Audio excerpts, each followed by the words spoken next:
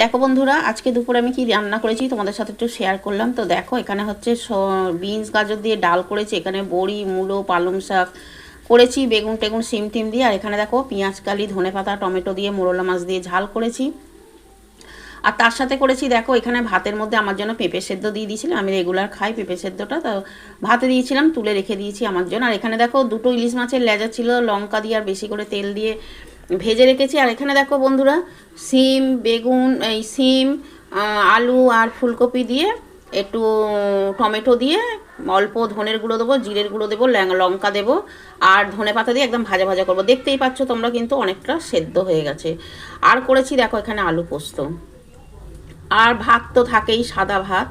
তো আমার ভিডিওটা কেমন লাগলো বন্ধুরা তোমরা একটু কমেন্টে জানিও। আর এখানে দেখো ডিম সেদ্ধ হচ্ছে, ডিমটাও সেদ্ধ বসিয়ে দিয়েছি। আর দেখো, তো আমার ভিডিওটা ভালো লাগলে তোমরা একটু লাইক করো, পাশে থেকো। আর নতুন বন্ধুদের বলছি, যদি আমার ভিডিওটা ভালো লেগে থাকে তোমরা একটু ফলো করে পাশে থেকো। তা চলো, সবাইকে শুভ দুপুরের অনেক অনেক ভালোবাসা রইলো, সবাইকে টাটা।